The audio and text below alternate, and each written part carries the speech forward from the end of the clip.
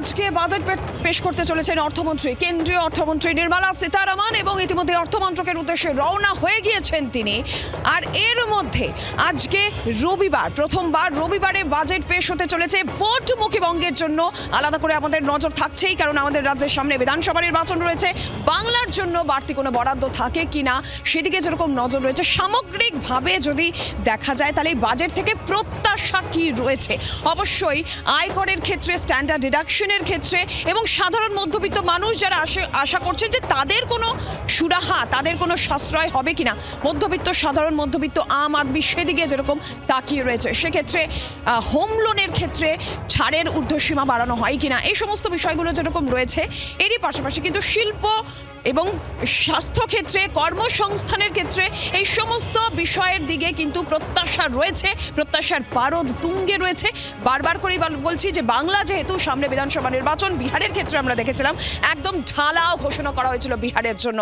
বাংলার ক্ষেত্রেও কি তেমনটা হবে? বাড়তি কোনো বরাদ্দ বাংলার ক্ষেত্রেও থাকবে? রেলের ক্ষেত্রে কি থাকতে পারে? মেট্রোর ভবিষ্যৎ কি? সাধারণ মধ্যবিত্ত মানুষ প্রত্যাশায় বুক বেঁধে রয়েছেন। আজকে বাজেটে কি বলতে চলেছেন কেন্দ্রীয় অর্থমন্ত্রী নির্মলা সীতারামন? ইতিমধ্যেই অর্থমন্ত্রকে নির্মলা সীতারামন পৌঁছে গিয়েছেন, সেই ছবি আপনাদের দেখাচ্ছি।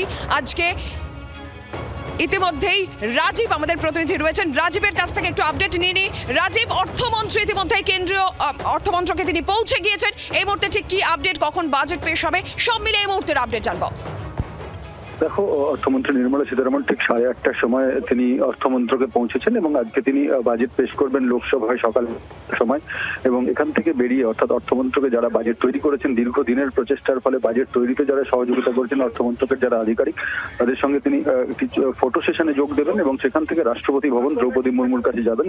রাষ্ট্রপতি দ্রৌপদী মুর্মুর কাছ থেকে বাজেট পেশের অনুমতি নিতে হয় এবং সেই অনুমতি নেওয়ার পর সেখান থেকে কিন্তু তিনি সোজা যাবেন সংসদ ভবনে। সংসদ ভবনে প্রধানমন্ত্রী নরেন্দ্র মোদী সেখানে একটি বৈঠক হবে এবং মন্ত্রিসভার বৈঠকে বাজেট অনুমোদন করা হবে এবং তারপর কিন্তু সংসদে সকাল 11টায় বাজেট পেশ করা হবে।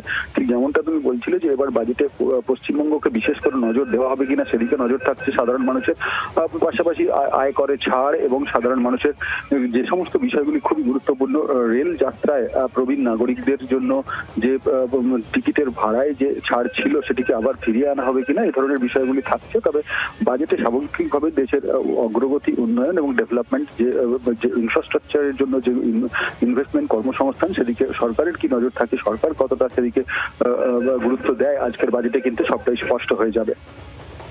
রাজীব, একটা বিষয় তো রয়েছে, অবশ্যই বাংলার জন্য বাড়তি কোনো বরাদ্দ থাকে কিনা, যেমনটা আমরা বিহারের ক্ষেত্রে দেখেছিলাম। কিন্তু সামগ্রিকভাবেও যদি বলা যায় যে পরিস্থিতি, একদিকে যেরকম শুল্ক যুদ্ধ, একটা সামগ্রিকভাবে বিশ্বে একটা অর্থনৈতিক যে আবহ এই মুহূর্তে চলছে, টালমাটাল পরিস্থিতি, তার মধ্যে যখন বাজেট পেশ হচ্ছে, আজকে কেন্দ্রীয় অর্থমন্ত্রী বাজেট পেশ করতে চলেছেন, প্রধানমন্ত্রী ইতিমধ্যেই বলেছেন নেক্সট জেনারেশন রিফর্ম বা রিফর্ম এক্সপ্রেসে আমরা চলেছি, সেই সমস্ত বিবেচনা করেও কিন্তু এই বাজেট অত্যন্ত গুরুত্বপূর্ণ এবছরের।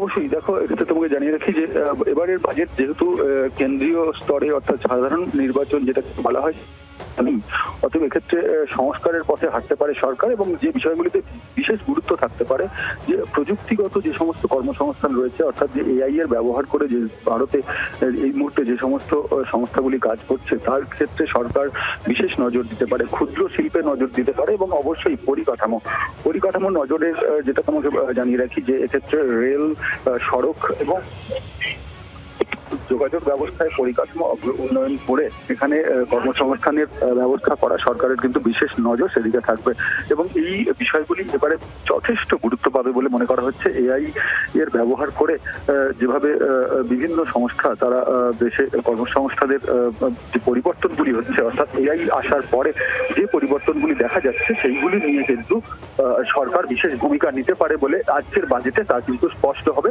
এবং অবশ্যই আজকের বাজেটে বাংলাকে বিশেষ ফোকাস করা হতে পারে, কিন্তু যেহেতু বাংলায় বিধানসভা নির্বাচন আছে এবং অন্যান্য রাজ্যের দিকেও যে রাজ্যগুলিতে নির্বাচন রয়েছে, সে রাজ্যগুলিকে বিশেষ নজর দেওয়া হতে পারে বলে অর্থনৈতিক বিশেষজ্ঞরা মনে করছেন।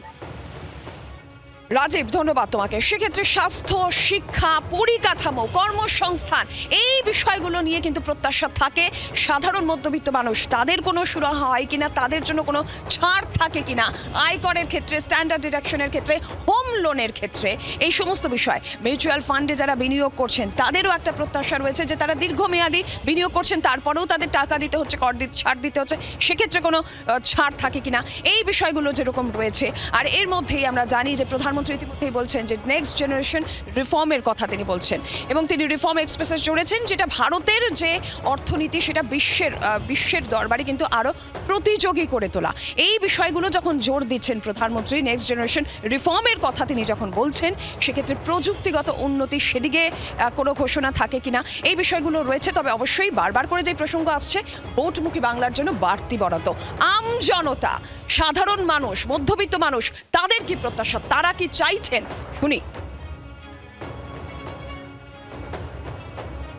এবছরই বঞ্চিত হয়, এবছরে মনে হচ্ছে বঞ্চিত হবে। দলাদলি শেষ করে মানুষের দিকে যদি দেখে তাহলে মানুষ বেঁচে যায়। মূল্য বৃদ্ধিটা কিছুটা যদি কমে আর যদি কিছু ইন্ডাস্ট্রি আমাদের ওয়েস্ট বেঙ্গলে মানে হতে পারে, তাহলে আগামী দিনে মানুষজনদের কাজে আসবে। কিছু শিল্প পশ্চিমবাংলায় আসুক, জিনিসপত্রের দাম কমুক, আমরা মধ্যবিত্ত সমাজ যাতে খেয়ে পড়ে একটু বাঁচতে পারি। সমস্ত কিছুর দাম যদি একটু কমে, সেদিকে যদি সরকারের নজর থাকে তাহলে আমাদের পক্ষে খুব ভালো হয়। প্রত্যাশা একটাই, যে জিনিসপত্রের যে ঊর্ধ্বমুখী দাম, সেই দামটা সাধারণ মানুষের জন্য যাতে কম হয়। কেন্দ্রের কাছে অনুরোধ, শিক্ষা খাতে, স্বাস্থ্য খাতে, এবং বিশেষ করে যেহেতু মানে আমরা লেখালেখি করি প্লাস লাইব্রেরিতে চাকরি করি, সেই জন্য লাইব্রেরি খাতে যদি একটা বড় রকমের অর্থ বরাদ্দ হয় তাহলে সার্বিক উন্নতি হবে, সেই আশাটা অবশ্যই রাখা যেতে পারে। কেন্দ্রীয় সরকার সিনিয়র সিটিজেনদের জন্য নতুন স্কিম আনার ব্যবস্থা করুক। বেঙ্গল গভর্নমেন্টে যেটা আমরা সিনিয়র সিটিজেনের 1000 টাকা করে বার্ধক্য ভাতা পাই, সেই বার্ধক্য ভাতাগুলো সিনিয়র সিটিজেনের সেন্ট্রাল গভর্নমেন্ট যদি কিছু কনসিডার করে বাড়িয়ে দেয় তাহলে খুব ভালো হয়। বাংলার আওয়াজ, বাঙালির আবেগ, জি 24 ঘন্টা।